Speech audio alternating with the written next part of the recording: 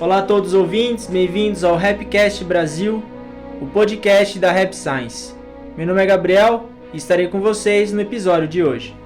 No Rapcast Brasil, falamos sobre como resolver os seus problemas, levar uma vida mais feliz e também falamos sobre fé e espiritualidade.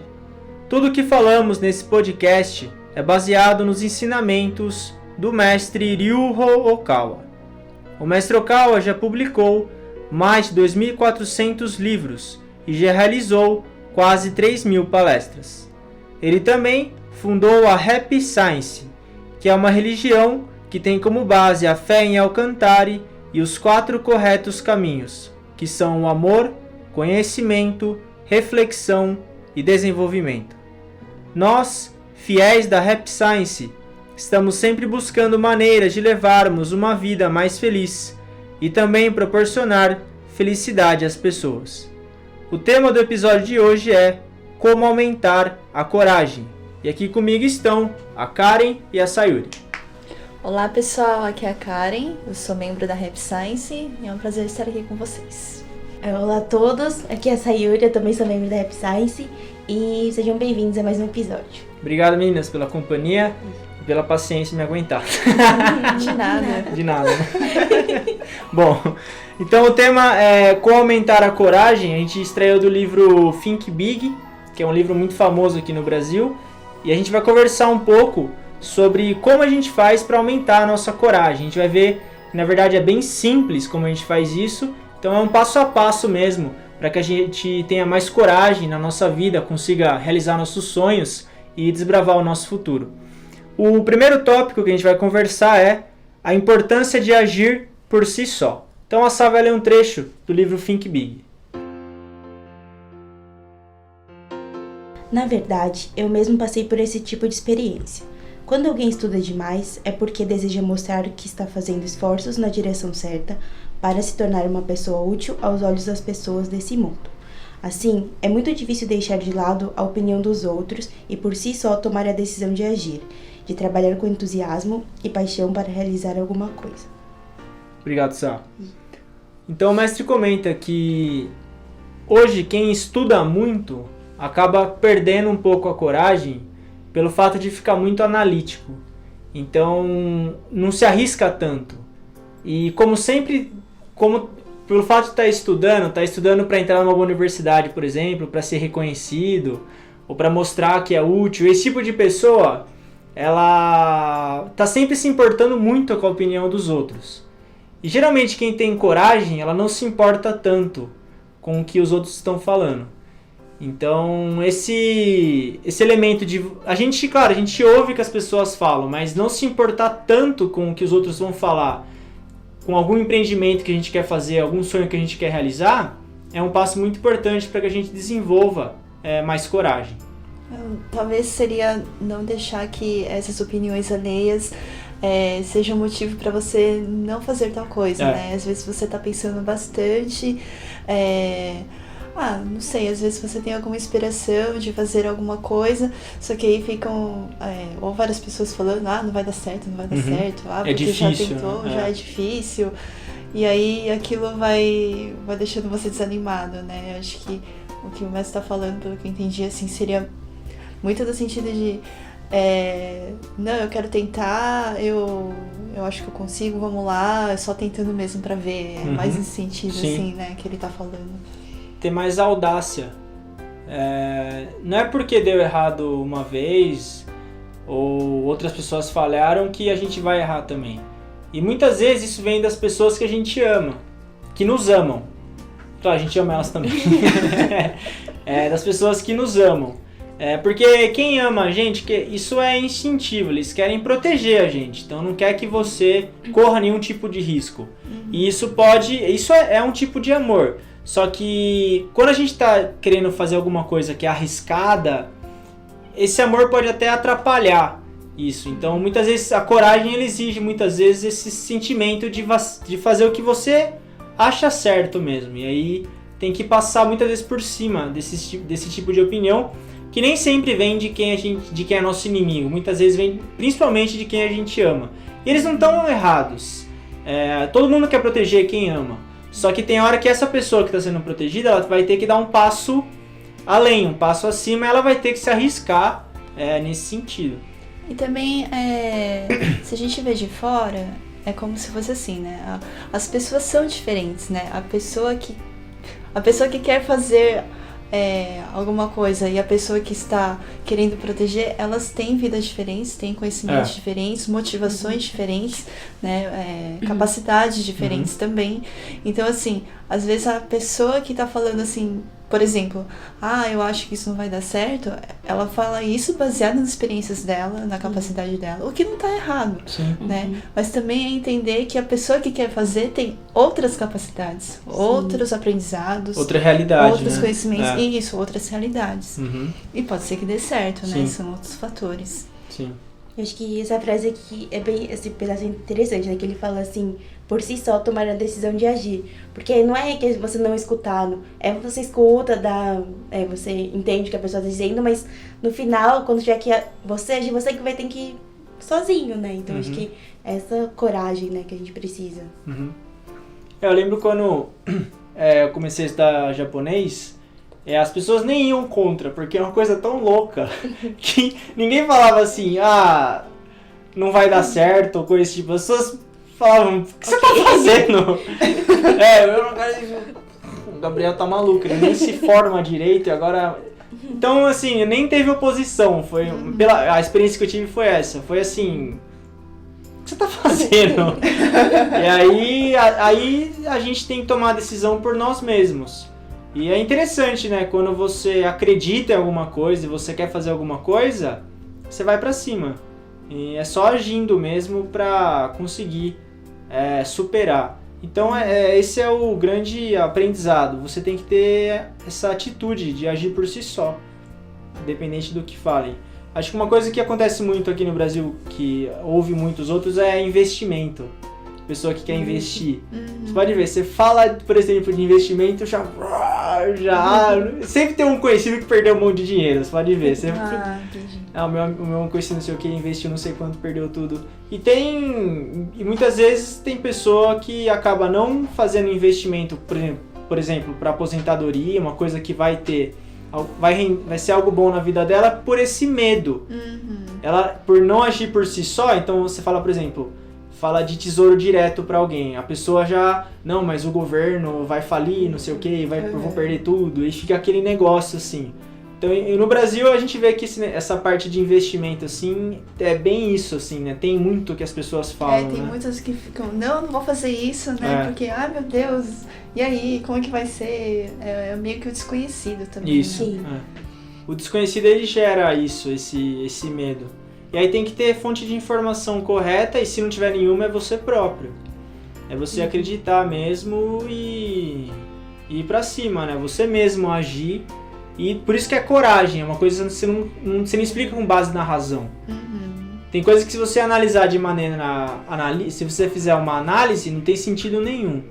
Que nem o Henry Ford falava, que se perguntassem pra ele, se ele perguntasse pras pessoas na época o que elas queriam, elas queriam cavalos mais rápidos. Olha o cavalo aparecendo aí. É judiaí. Foi sem querer, meu. Ele é do Henry Ford, norte-americano. O cavalo tá melhorando cada vez mais, meu. Que isso. Speak English, o cavalo. Daí... É um horse. É um horsepower. Não, mas presta atenção no exemplo. Você tá muito focado no cavalo, meu. Daí, por que elas queriam cavalos mais rápidos? Se ele ouvisse o que elas falassem, ele ia fornecer cavalos mais rápidos. Mas o que ele forneceu? Carros. Coisas que... o carro era algo que as pessoas nem imaginavam naquela época. Ninguém imaginava que você conseguia se locomover com um veículo que tinha força mecânica ou por gasolina. Então o Henry Ford ele teve coragem de começar a indústria automotiva. Ele teve coragem. Se ele ouvisse muito o que as pessoas iam falar, eles iam ter cavalos rápidos, igual os de Jundiaí, por exemplo. Mas esse exemplo do Henry Ford exemplifica muito bem isso. A questão ouve, mas como a Sayuri comentou, a decisão final é sua. Isso gera coragem. E às vezes supera o senso comum. Muitas vezes supera o senso comum. Tem audácia, o termo audácia.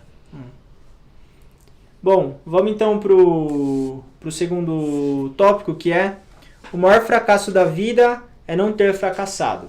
Então a Sá vai ler um trecho do Think Big.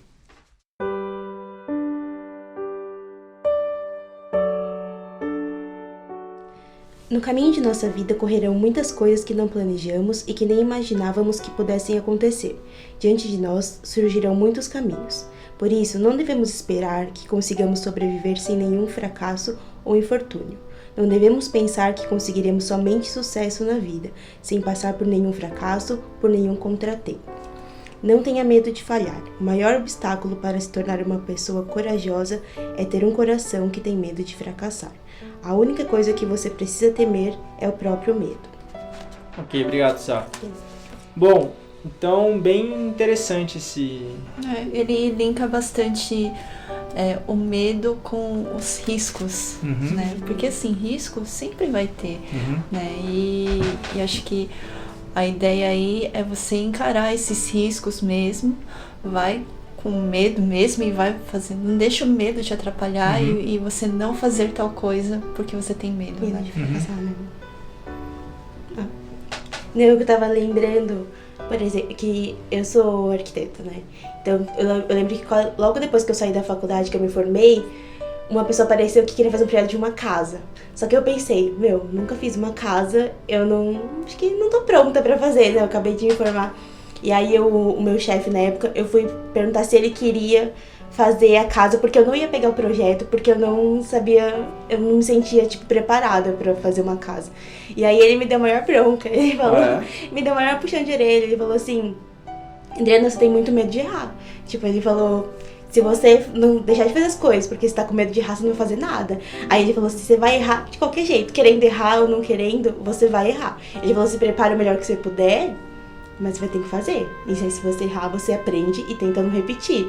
Aí ele falou isso pra mim, né, porque ele falou: você acha que ele tem 30 anos de formado, ele falou assim: você acha que quando eu não pego um projeto grande eu também não tenho medo de fazer coisa errada? Eu falei: eu tenho, só que eu estudo e faço o melhor que eu posso, né? Então acho que às vezes eu ficava pensando muito isso, no momento certo eu vou me sentir preparada, com os conhecimentos preparados, aí vou conseguir fazer uma casa. Mas aí só que se você não começa, você nunca vai estar pronto, né? Até porque é na prática que você vai aprendendo essas coisas também, né? Pra você conseguir estar mais preparada para os próximos. Tem uma palestrante, ela chama Olivia Rimes. Ela faz palestra no TED Talks, tudo.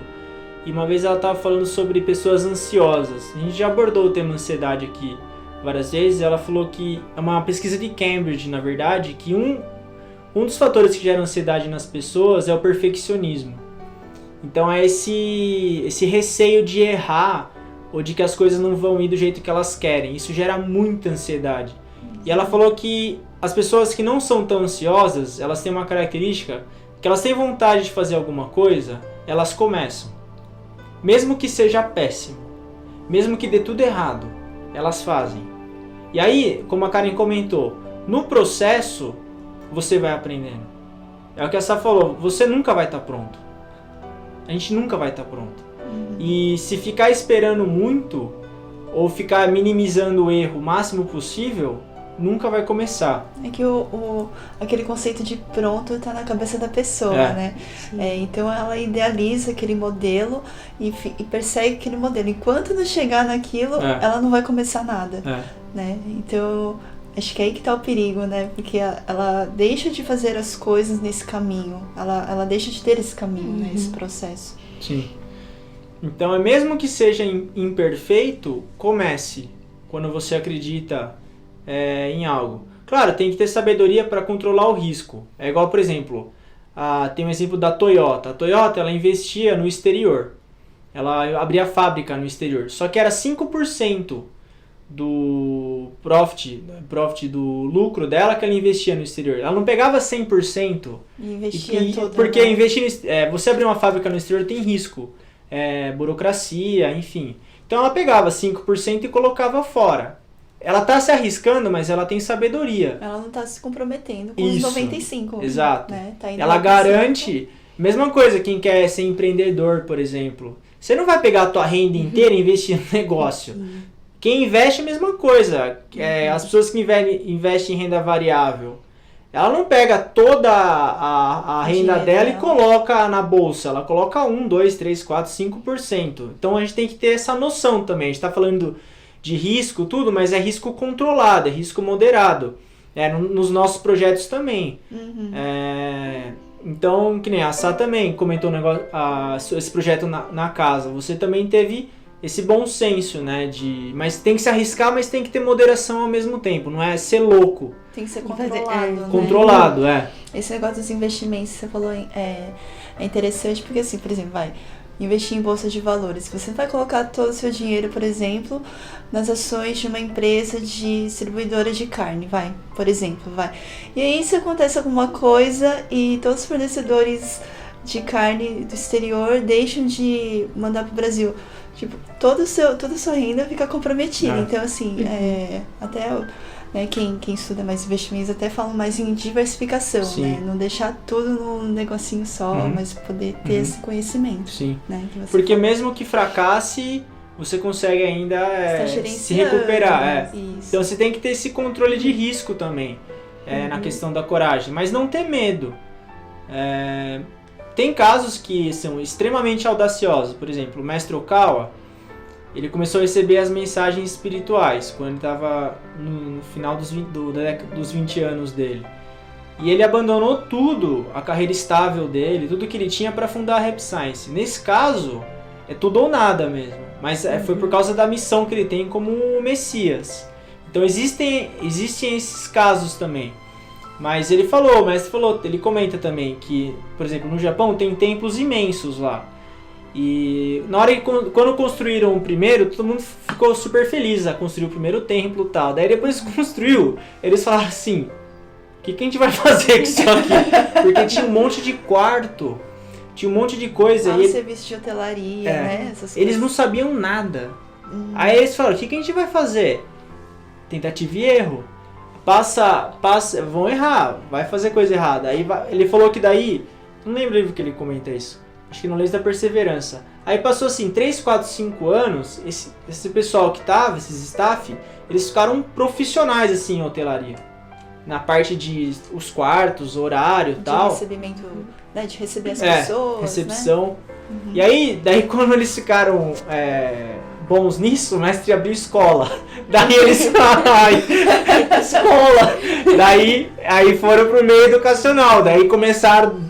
Então, o próprio mestre tem esse espírito desbravador, audacioso. Ele fala que é muito importante. O mestre ele tem os dois. Ele é muito ponderado, ele calcula muito bem, só que tem hora que ele é selvagem mesmo. Pega e desbrava e começa. Então, a gente tem que ter isso também, sem ter medo do fracasso. Como o título desse tópico.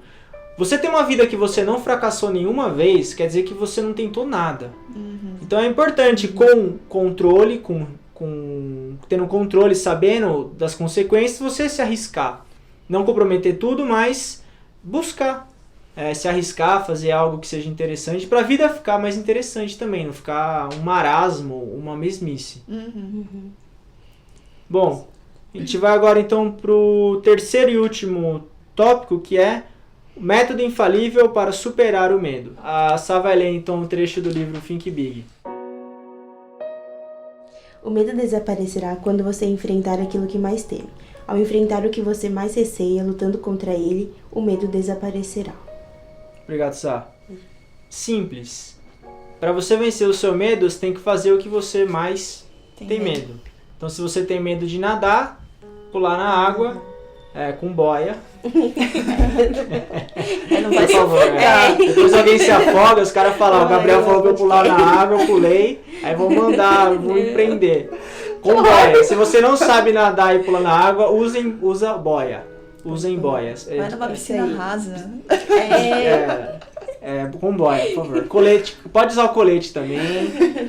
Muita segurança, é importante. Então, nesse caso, esse exemplo péssimo que eu dei agora, se você tem medo de água, se arrisca com boia na água.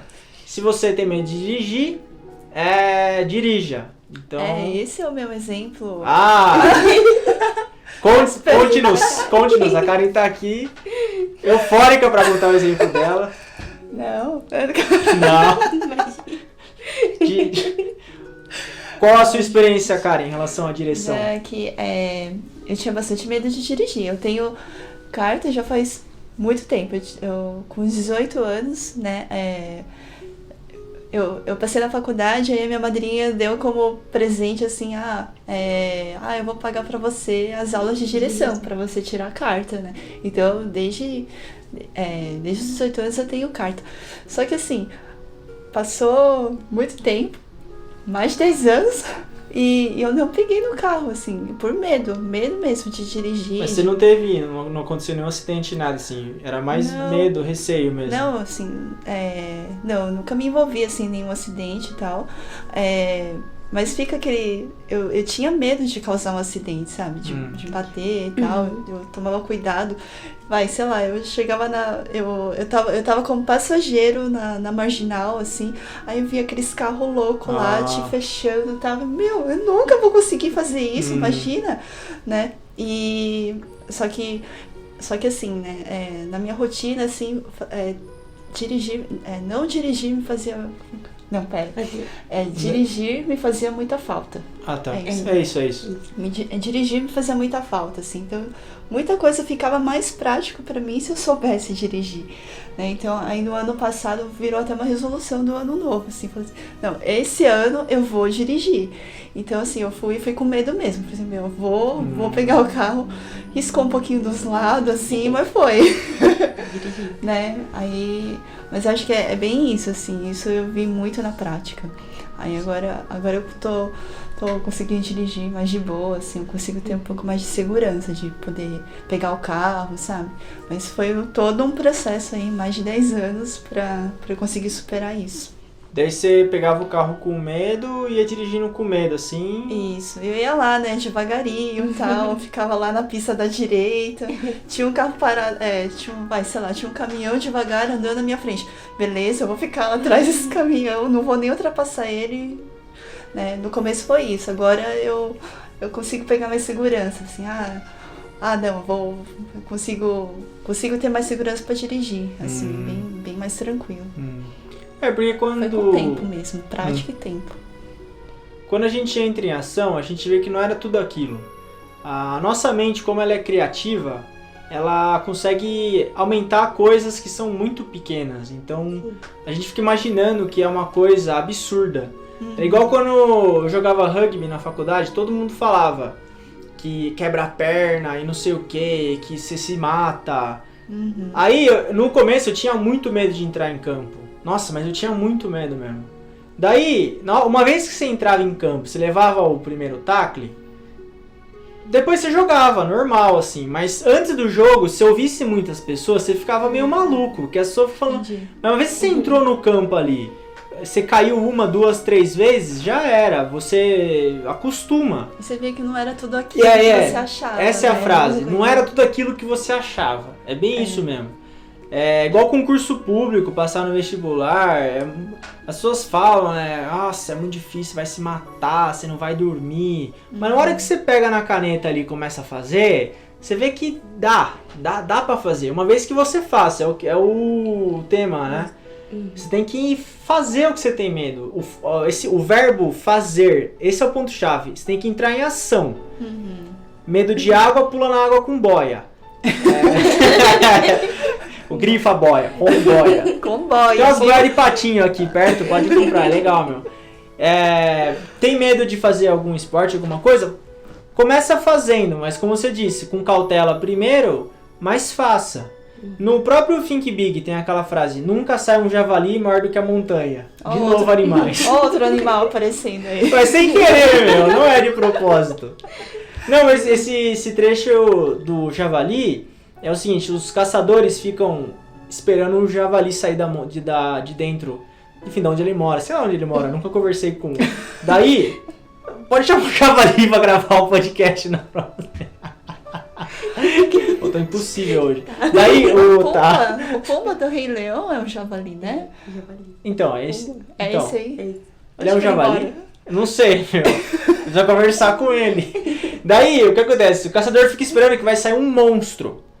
Daí sai um porquinho ali. É a mesma coisa, você tá com o maior medo, esperando que é uma coisa assim, na hora que você faz. Você dirige, você entra num jogo, você fala... não era tudo isso também. Esse não era tudo isso também é a típica frase de quem entrou em ação. Então a melhor maneira de vencer o medo é fazer o que você teme. É porque eu acho que quando a gente tem muito medo de uma coisa, a gente tende a evitar, né? Você quer fugir, igual dirigir, né? Que a Karen comentou. Porque eu também não dirijo, mas agora eu tô fazendo aula pra dirigir. Mas é isso, porque eu evitava ao máximo, assim. Era uma situação que eu sabia que ia me gerar, tipo, um conflito, ficava ansiosa. Aí eu já evitava de cara. Então acho que... É porque tira você da zona de conforto. Acho que é isso. Aí a gente quer fugir, né? De uma situação que vai deixar a gente desconfortável, né? Acho que é bater a mão no peito e falar assim, não, eu vou mesmo. Não, é isso. Ficar desconfortável e vou mesmo fazer. Coragem é isso. É você fazer. As pessoas vão falar, a gente pondera no que elas falam, mas no fim das contas é você fazer. Quem tem, por exemplo, medo de falar inglês, de ser zoado, assim, essas coisas, essas pessoas nunca falam um idioma. Um dos motivos de eu aprender idioma é que eu sempre falo, mesmo errado. Em inglês também, the book is on the table, very good, eu falava, o japonês, mesma coisa, era ridículo o jeito que eu falava. Imagina, jundiaiense falando japonês, era ridículo. Mas você vai falando. E aí, você tem, às vezes tem que ser cara de pau mesmo, você tem que perder. Brasileiro é bom nisso. Você perde...